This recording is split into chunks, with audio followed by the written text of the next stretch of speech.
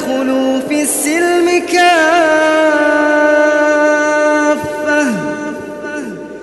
ادخلوا في السلم كافة ادخلوا في السلم كافة.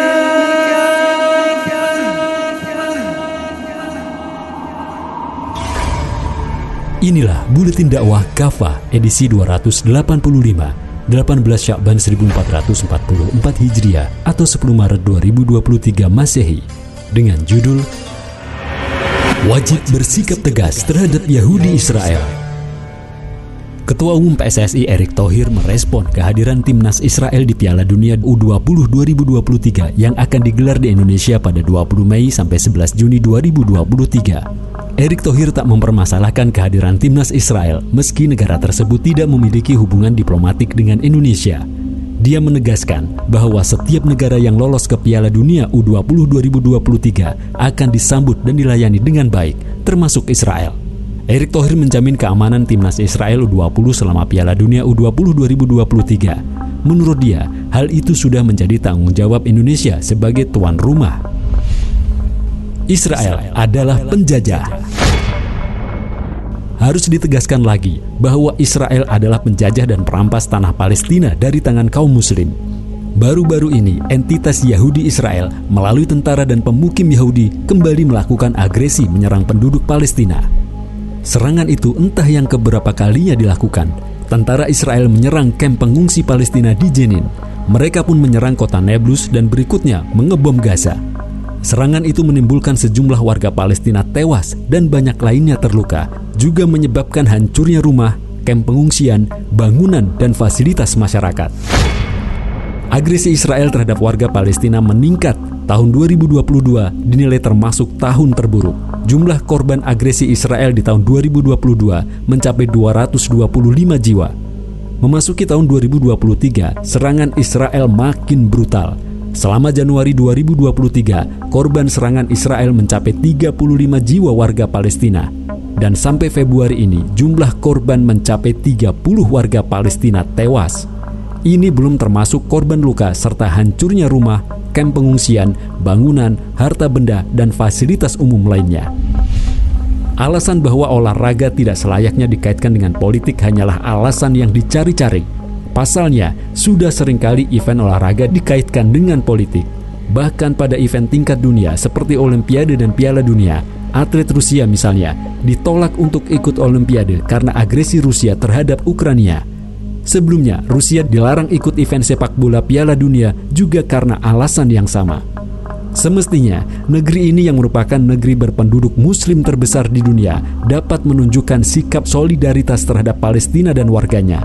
Negeri ini mestinya mendesak FIFA untuk memperlakukan Israel seperti perlakuan mereka terhadap Rusia dan menolak Israel untuk ikut event Piala Dunia U20 Mei mendatang. Jika hal yang serupa sudah terjadi di Piala Dunia, maka semestinya juga dapat dilakukan di event ini.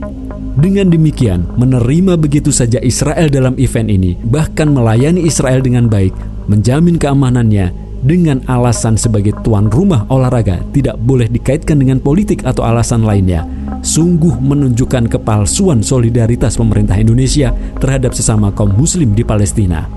Ini di satu sisi. Di sisi lain, ini juga menunjukkan dengan jelas dan gamblang sikap hipokrit masyarakat internasional Barat dengan gembongnya Amerika dan PBB, serta lembaga-lembaga internasional termasuk FIFA.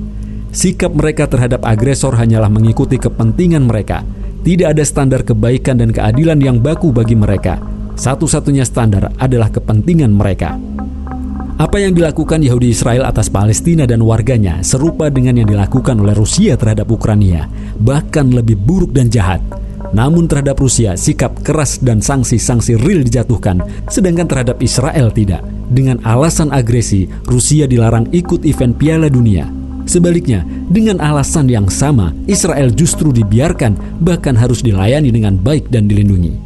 PBB dan masyarakat internasional juga mandul dan melempem terhadap agresi Israel. Benar, sudah puluhan resolusi PBB dikeluarkan terhadap Israel, namun semua itu dilanggar oleh Israel tanpa ada sanksi sedikit pun yang diberikan PBB dan masyarakat internasional atas Israel. Puluhan resolusi yang dikeluarkan oleh PBB dengan dasar piagam PBB juga diimplementasikan oleh PBB terbukti mandul. Sedikit pun tidak bisa menghilangkan kezaliman Israel dan memberikan keadilan bagi bangsa Palestina. Itulah pula mengapa seruan untuk menjadikan piagam PBB sebagai salah satu dasar atau rujukan hukum bagi kaum muslim jelas sekali merupakan seruan yang absurd. Terus bercokoknya Israel di bumi Palestina bukanlah karena Israel terlalu kuat dan tidak terkalahkan. Hal itu lebih karena perlindungan dan dukungan Barat, khususnya Amerika terhadap Israel. Israel termasuk pihak yang terus mendapatkan bantuan militer terbesar dari Amerika setiap tahunnya. Israel sengaja dibuat dan terus dipertahankan serta dilindungi oleh Barat agar menjadi kanker di jantung kaum muslim. Tujuannya antara lain untuk melemahkan kaum muslim, menanamkan mitos kedikdayaan Israel dan ketidakberdayaan kaum muslim, menghalangi kaum muslim kembali pada Islam sebagai sistem hidup yang praktis, dan untuk menghalangi kebangkitan kaum muslim. Solusi Islam. Islam memberikan tuntunan yang sangat jelas untuk menyikapi agresor dan penjajah Israel yang memerangi kaum muslim. Sikap itu bukan dengan hanya sekedar mengutuk Israel dan memberikan bantuan termasuk dana kepada warga Palestina yang menjadi korban. Betul, siapapun harus mengutuk agresi dan pencaplokan tanah Palestina oleh Israel. Memberikan bantuan dan menolong warga Palestina yang menjadi korban juga merupakan perkara yang baik dan diperintahkan oleh syariah. Namun, semua itu tidak cukup untuk menghentikan dan melenyapkan kejahatan itu dan melindungi kaum muslim secara sempurna. Sikap yang semestinya adalah memerangi siapapun yang memerangi kaum muslim. Allah Subhanahu wa taala memerintahkan, "Perangilah oleh kalian di jalan Allah orang-orang yang memerangi kalian, tetapi janganlah kalian melampaui batas." Terjemah Quran Surat Al-Baqarah ayat 190.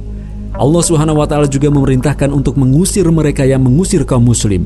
Perangilah mereka di mana saja kalian menjumpai mereka, dan usirlah mereka dari tempat mereka telah mengusir kalian. Terjemah Quran Surat Al-Baqarah ayat 191. Maknanya, Allah Subhanahu wa taala memerintahkan agar kaum muslim mengambil kembali tanah atau wilayah yang semula milik mereka yang dirampas dan dicaplok oleh musuh mereka. Allah Subhanahu wa taala juga memerintahkan agar kaum muslim mengusir perampas dan pencaplok itu. Dengan itu, tanah atau wilayah yang dirampas oleh musuh itu bisa benar-benar kembali ke pangkuan kaum muslim dan tetap milik mereka.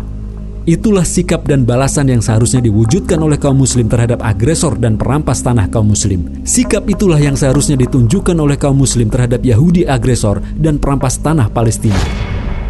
Semua itu menjadi kewajiban kaum muslim, bukan hanya penduduk Palestina saja. Allah Subhanahu wa taala berfirman, "Jika mereka meminta pertolongan kepada kalian dalam urusan pembelaan agama, maka kalian wajib memberi pertolongan." Terjemah Quran Surat An-Anfal ayat 72. Mengutuk kejahatan Israel adalah suatu keharusan, demikian juga memberikan bantuan dana dan bantuan lainnya kepada penduduk Palestina serta menolong mereka.